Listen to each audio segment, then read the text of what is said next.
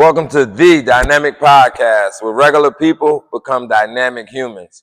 This is your host, Andre Dixon, and I'm here with my cousin, low cut now. Y'all see he got the low cut. With my cousin, Daija Fitzpatrick. What's good, cuz? What's poppin', cuz? We just got off that good Blitz energy. I thought that was a really great class. What do you think? Nah, I thought it was popping, man. And we appreciate the people coming out. Listen, if y'all don't come work out, this business does not work out. So I appreciate y'all showing up and showing out, during the weekend every Saturday. It's about you guys, man. We do this because we love fitness. We do this because we love sports. But like you said, DHP wouldn't be nothing without our fans, without our family, without our friends, without our daily members. Like Mark. Shout out to Mark. We just hit, 145? Yeah, he had 145 classes. Mark Rocha, hard-hitting New Britain. Hard-hitting. Yeah. That's a lifer right there. He a lifer. He been coming out around forever. Like we say, this don't work out without, us having our community involved and being a part of this. So, Speaking of community. We just had a great weekend last weekend. Tell me about it. DHP Day was a success. I mean, shout out to the whole team,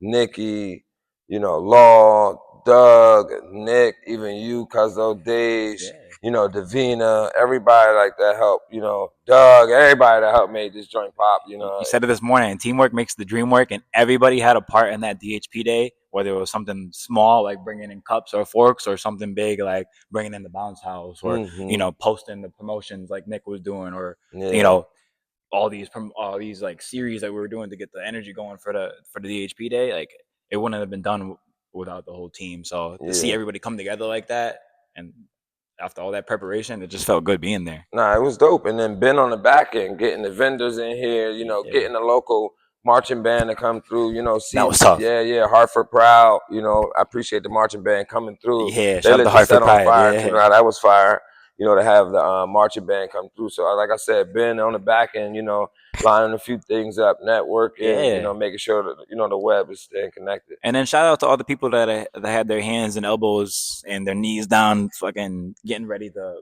serve the food. Like, you know how hard it is to prepare food, to keep it warm, to keep it neat, to keep it steady. Like, so shout out all the moms, all the aunts, all the family members that helped us serve the food. Shout out to Bricos, shout out to Black Bamboo, New York Fried Chicken, all the people who brought foods, dishes, and plates. Yeah, 881 grab and go for the, Rasta pasta. My guy Gabe over there sent 2 trays of Rasta pasta. Thank you so much. We appreciate it. Shit, Frenchie's Oasis. Frenchie's. With the collard greens was slapping. You know what I'm saying? Shout out to my mom and grandma. We brought that Puerto Rican rice and beans. Shout out to PR, baby. Nah, that was fire. My mom and them came up, potato salad, baked beans. You know what that means? Yeah. It was going crazy in there, though. And then shout out to Nick, too. He had the chickpeas at the end of the table. You know what I'm saying? Vegan chickpeas in there. We had everything. Beans, potatoes, tomatoes, yam, chicken, turkey.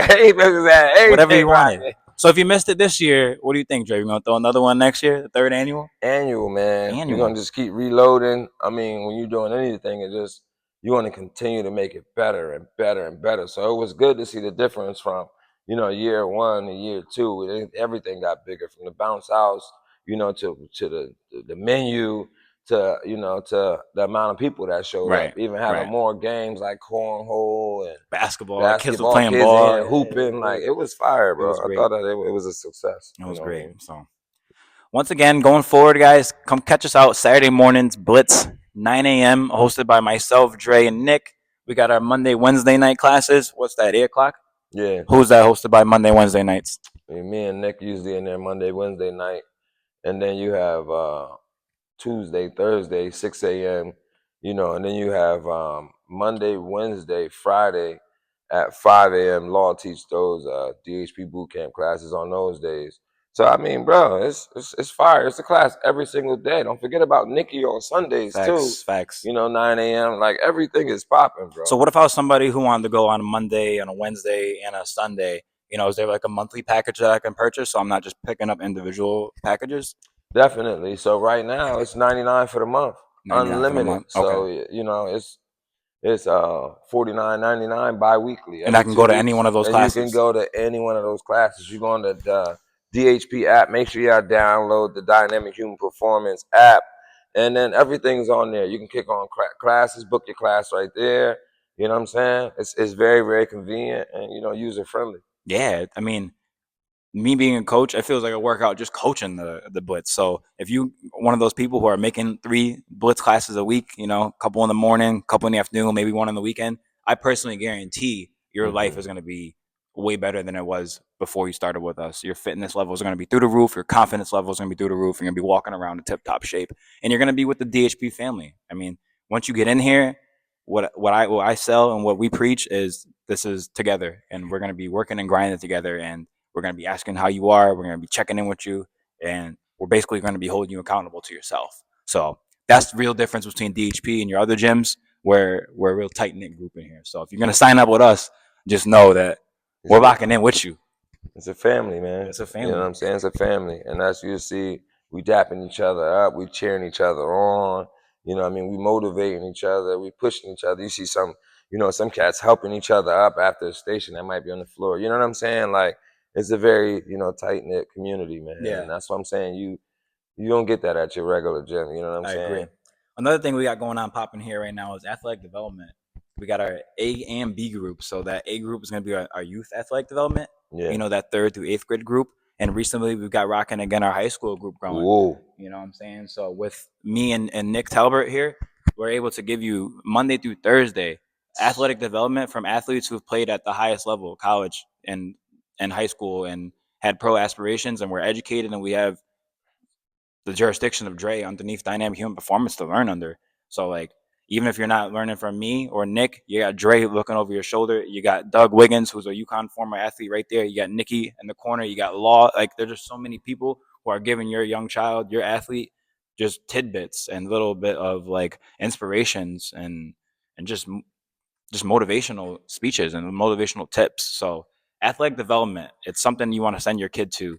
We got our youth program from 5 to 6, and then we got our high school program following after that from 6 to 7 p.m. That's gonna be Monday through Thursday, hosted by me and Nick. You want to sign your athlete up for that? What do you think? ASAP. And I just feel like right after school, what kids doing? Jumping on video games and doing nothing. Like, bro, let's get your athlete, even if they're not an athlete. You know what I mean? If you want your kid to get moving, bro, to get off that video game, to get off that couch after school, to come get a good workout, to get in the best shape of their life, man, this is where you want to come. I agree. And then health is wealth, man. Health is wealth, bro. We got to get these people moving again. Right, because even if you're not playing sports, health is wealth. Yes. And you'd be amazed how much better your kids will be doing in school if they're fit, if they're active, if they're socially engaged outside of school. How much better they'll sleep at night. You know what I mean? Like, mom and dad, you want to have some time to yourselves at night? Have their kids come to DHP. I guarantee you we're going to burn them to the ground. Then they're going to go home and they're going to be tired. Exactly. In a good way. One thing that's crazy, though, it's a lot of gatekeeper right now. So we got to get the word out. It's a lot of people, they want to bring their kids here. They know their kids get the benefit, but guess what? They want their kids to show up, though, also, and be the best person out there. So they don't tell many people. Yeah, it's a lot of gatekeeping. So let's make sure that we spread the word properly and we get, to be able to help as many people as possible. Like, we don't want this to be no hidden secret. Right. You know what I mean? And your kid just be getting the benefits. Like, there's enough out there for everybody. Yeah, it's enough room for everybody to get better. Bring your whole team in here. That whole group of kids that's on Fortnite or whatever on their headsets, get all of them in here.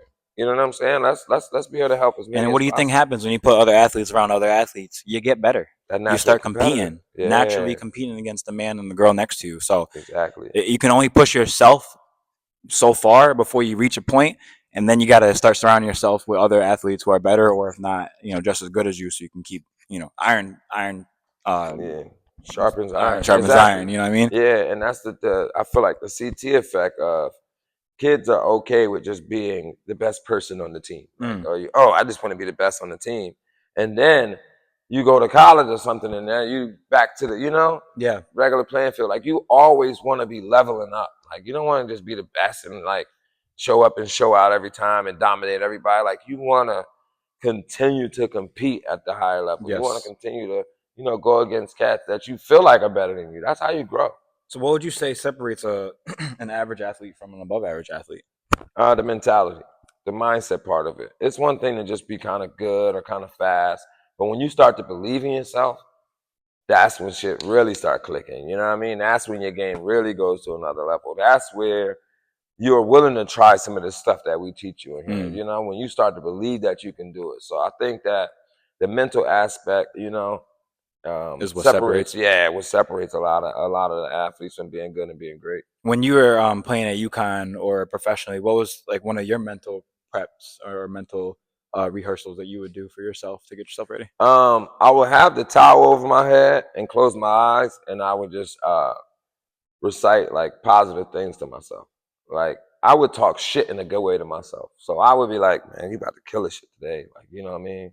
You got this, bro. So that self-talk. Yeah. So that positive self-talk, you know what I'm saying, was one of the things that always motivated me and always got me ready. Because if I believe I could do it and I'm talking myself up into getting ready to do it, then I'm about to go out there and tear some shit up. So what's the difference between somebody who's just illusionally doing that to themselves and versus the person who put in the work and is saying that? Is it the same thing? Can I just tell myself I'm the best? You should just tell yourself that you're the best, but the person that really worked on being the best, that's the one who really, really believes it. Because you can't lie to yourself in the mirror. You know what I'm saying? So you could be a guy that's talking yourself up like, yeah, I'm about to go kill this, like, and didn't put in the work, and then you some guy that said, yo, I practiced this play, I practiced this shot 1,000 times, like I know what it looked like when I make it. You know what I mean? I put the work in, so I know I'm going to do better. So I think you become even more confident knowing you actually put in the work, opposed to somebody that's like, you know what I mean, I'm just going to show up and show out just because that's what I do. Yeah, because we're just in this interesting era where like you have to promote yourself on social media. And what happens is everybody promotes themselves on social media. So it's hard to sometimes tell on social media who is the truth, who's authentic, who's being authentic, and who's like just talking trash.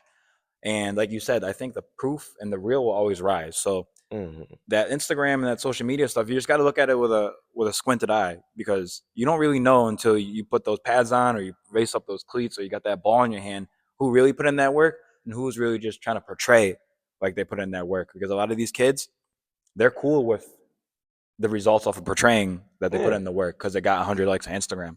Cap. You know what I mean? A lot of cap. There's a kid down the street right now who's running up and down the hill. No Instagram.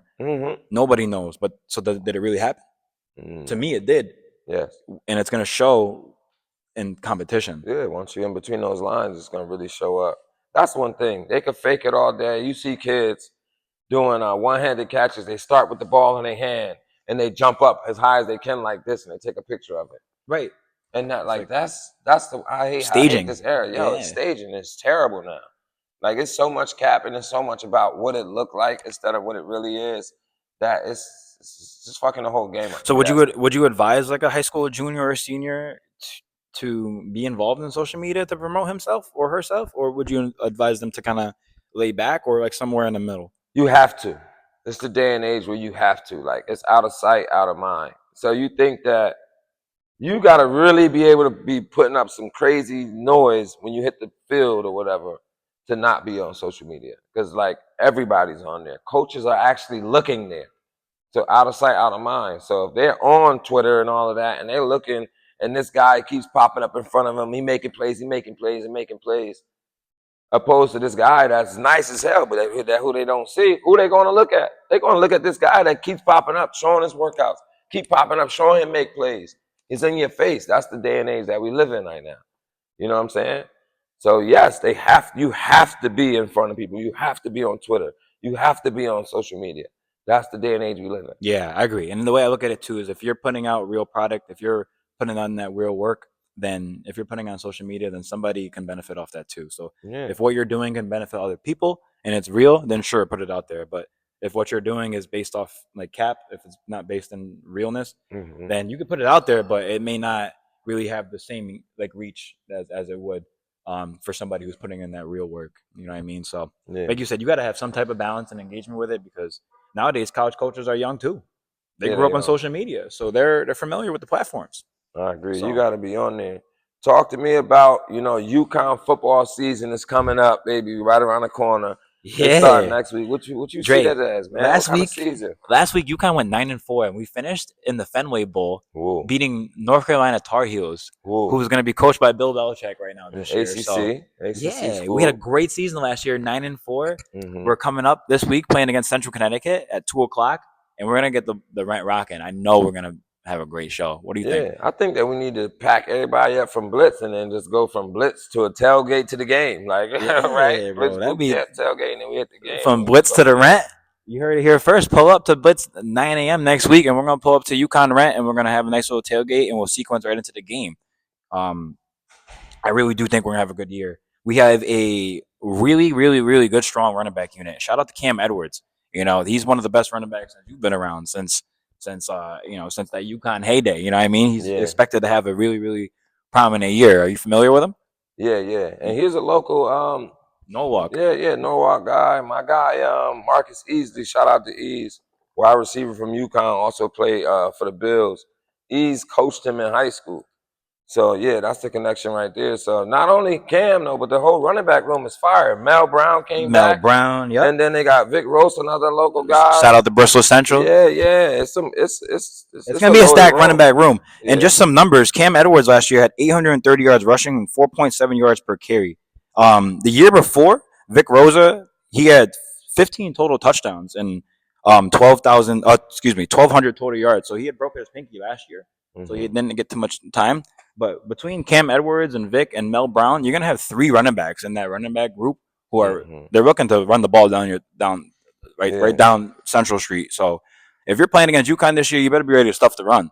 Nah, for real. I think that they're going to be having the three-headed monster. Three-headed monster. That's crazy. So and then the quarterback is Joe Fagnano, Fagnano, I believe if I'm saying your name right. Back again for his 7th year. Yeah, it's crazy. That's crazy. Experience. You know, he went from Maine to UConn now, and he tore it up last year. And another year. I think it's gonna be dope. So with him being healthy, him with that experience, and him with coming off that season that we had last year, that's his job. That's his path. That's his team. Yeah, and they still got the transfer from Wisconsin too. He coming Nick back. Ewers, I believe his name is. Yep, so it's gonna be dope. He had banged up his head a little bit, got a concussion, I believe. So they were splitting some time last year.